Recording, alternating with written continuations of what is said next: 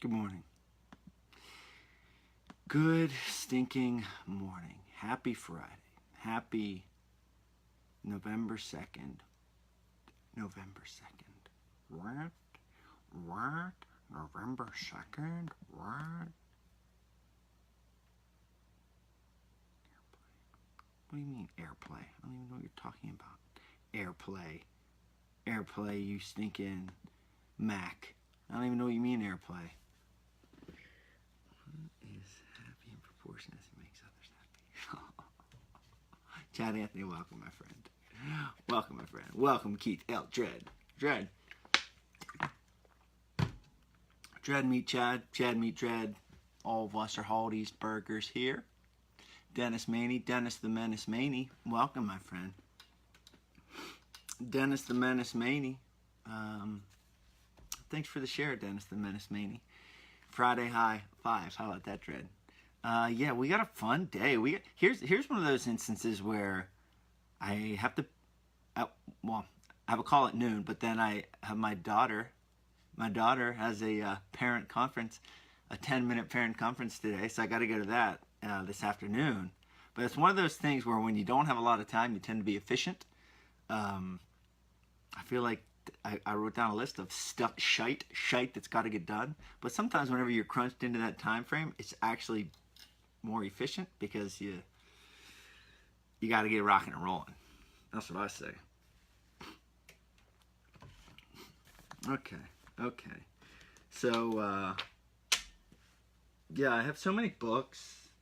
I'm just going to give you a quick rundown. Hey, Kramus. Welcome, Kramus. I'm going to give you a quick rundown of the books I have right here on my desk. This is not a timeline. This is just books I have on my desk. Here's the problem too. You know, if you buy a shirt or you buy shirts, maybe you have a shoe obsession or whatever. You have like 20 shoes right there. They just don't get worn. And then they just build up, then you get rid of them. Problem with books is, well, it's the same thing. So I have these books.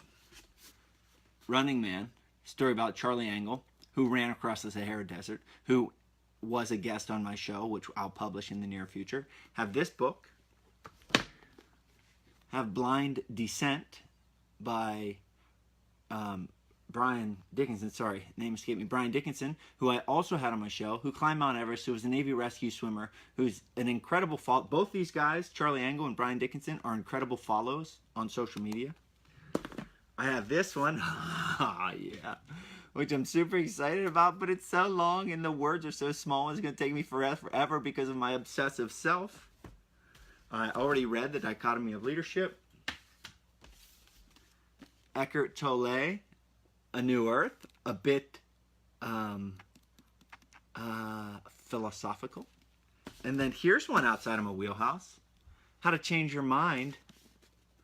What the New Science of Psychedelics teaches us about consciousness, dying, addiction, depression, and transcendence. What? Yeah, so those books are right there. Plus, I just bought another one, which made me go off in this tangent, called American Wife. And American Wife is written by American Sniper's wife. Yeah, Chris Kyle's wife wrote a book called American Wife about being his wife.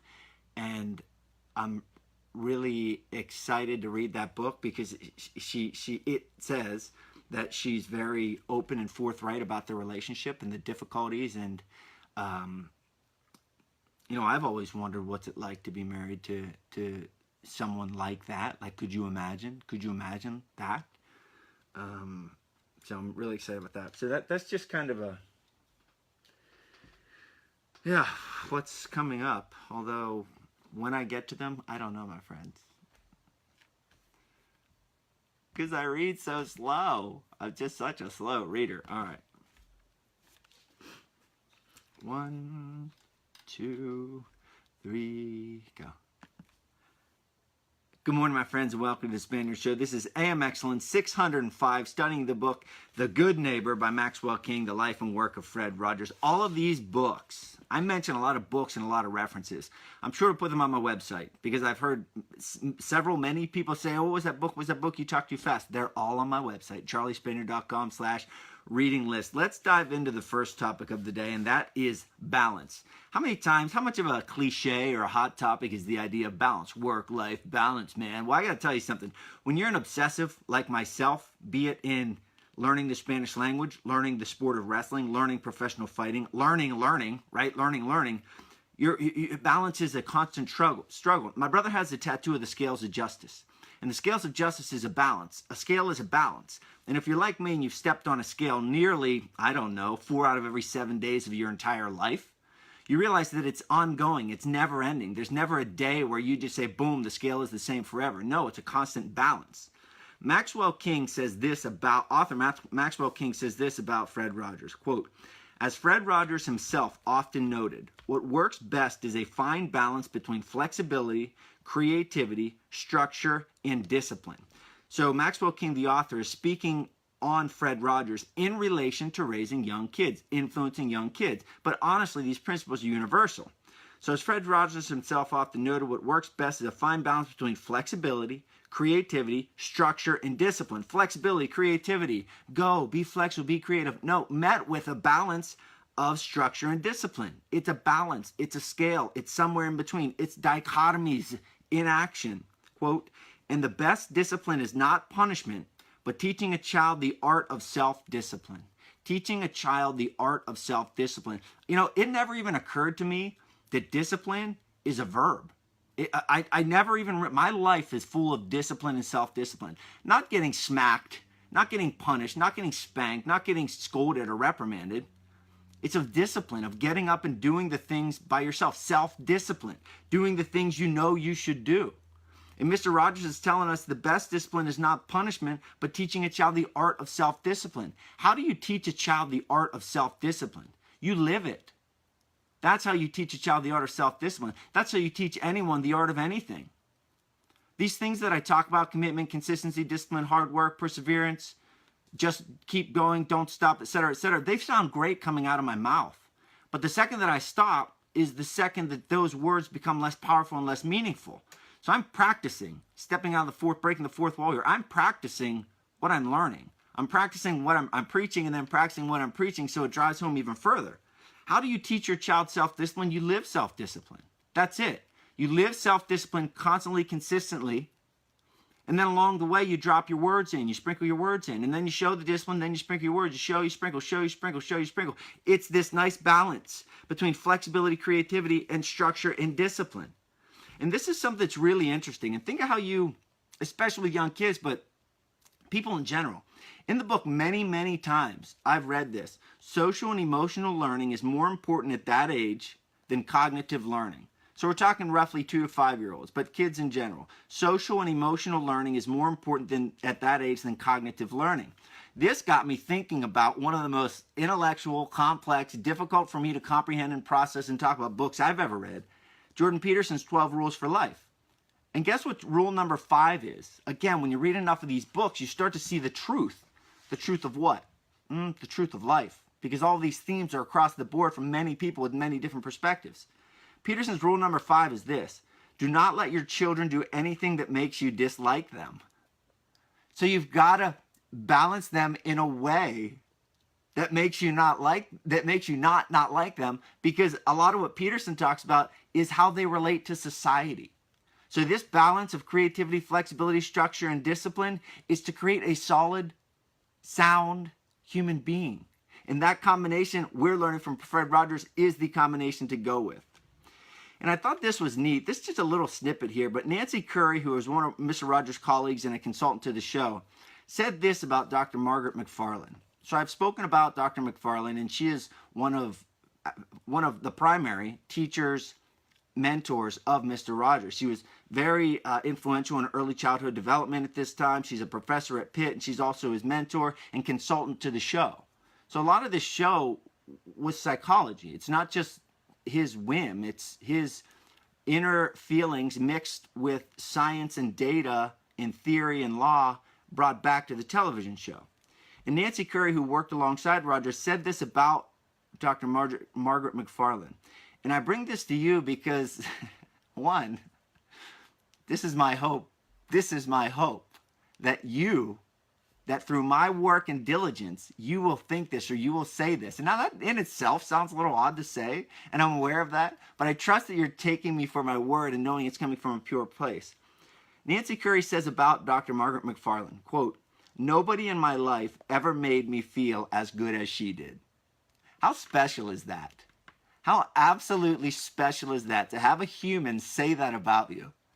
So I'm an ideal guy. I read these books that are ideal situations. It's inspirational stories where the person made it through, where they failed and failed and failed and made it through, or they tell you these are how you achieve success. It's very ideal. But my driver is to make you feel good, period. To make you feel good. The medium by which I do that is reading books and talking to you about it behind a microphone and on a stage. But that's it. So I'm suggesting to you, what if you made that your mantra? What if you made that your driver? That my driver, my be all and end all is to have someone say, that no one ever made me feel as good as that person. How cool is that? How just fundamentally freaking cool is that? So let's move on to the last point. This one's really powerful. Coming from a teacher, coming from someone who's trying to create, change the image and the view of lifelong learning to make it a regular part of your life, to make you feel compelled, to make you feel like if you don't have a learning session that day, that you didn't eat, right? Or you didn't exercise, or you didn't go to the bathroom. I want it to become that vital in your life because I believe in its power and its importance. Dr. Margaret McFarland, the same mentor to Mr. Rogers, said this, quote, "Attitudes aren't taught, they're caught. If the teacher has an attitude of enthusiasm for the subject, the student catches that." She's a professor, and she brought in an artist, a sculptor, to her class, and she said this, quote, "I don't want you to teach sculpting. All I want you to do is love clay in front of them." Right? Attitudes aren't taught, they're caught. I don't want you to teach sculpting. I just want you to love clay in front of them. I'm trying to influence my little kids. I'm trying to influence you to embrace this idea of lifelong learning. Whatever your mission is, you can talk all day. But from all of these books, you have to have become aware of the power of energy and enthusiasm, whether we're talking Kevin Hart, whether we're talking all of these people, Scott Adams, whether we're talking Ted Turner, all of these people, my friends, it is about energy. This has been AMX 605, The Good Neighbor 9, charliespaniard.com. Tune in, read a book. See ya. So, what just happened was my audio crapped out. So now what I gotta do, son of a nutcracker.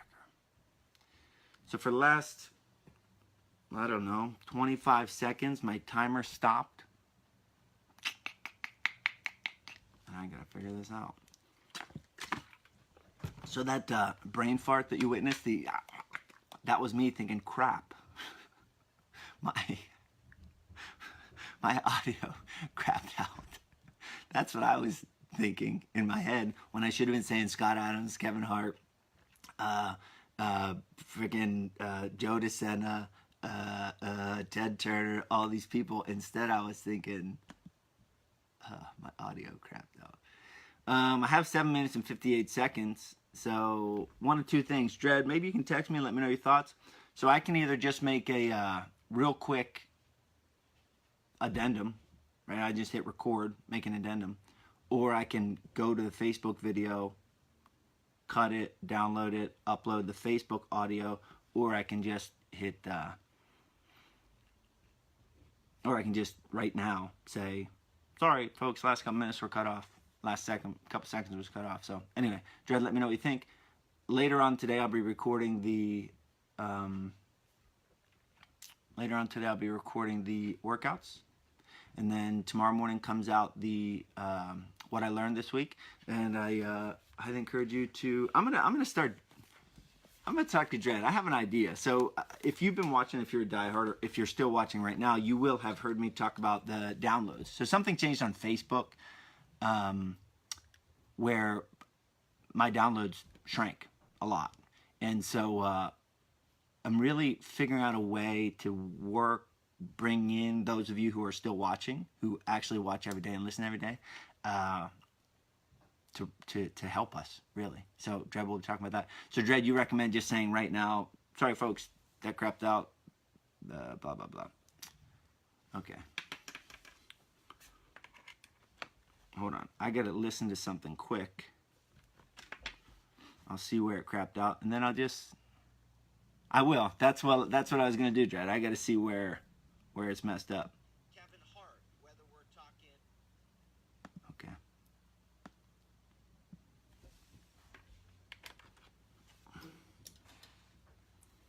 One, two. I'm going to make it quick. 1, 2, 3. So that's a first, my friends. Whoops. I didn't hit record. I just hit play. Ding dong ding. So that's the first, my friends. The audio crapped out on me and you weren't able to hear the rest of what I was saying. But I was talking about the value of energy, whether we're talking about Kevin Hart, whether we're talking about Joe DeSantis' book, whether we're talking about Ted Turner, no matter who we're talking about, you need to realize the power of energy. That's it, my folks. This has been AMX 605. We'll be back later on today with Spaniard's Weekly Workouts, tomorrow with What I Learned This Week, and Monday with AMX 606. See ya. All right. So that's how it's done, my friends. That's how the, what's Mike? So I heard Mike Ritland, who was on my show. I heard him say one time, what did he say? That's where I feel like he said that's where the mac and cheese is made, or that's where hold on. It wasn't sausage, but it was something that was really funny, meaning that's how it's done. That's where the work is done. But anyway, that's how the sausage is made right there. Right there, that's how the sausage is made. Right there. Right there. That's what my son says. Right there. Right there. Right there. Yeah, so that's where the sausage is made, my friends. Yeah, whoa, Dred, that's what you just said. I wonder if I read that, Dred, and then subconsciously said sausage, or didn't read that and knew that. I don't know. That's really interesting. Anyhow.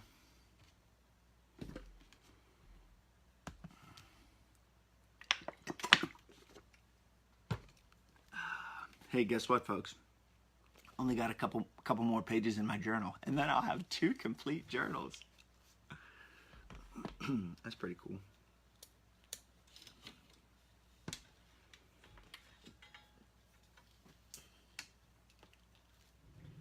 I have a pretty neat idea for a post.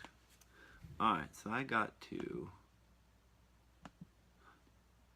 shut you off, folks. I gotta shut you off. See ya.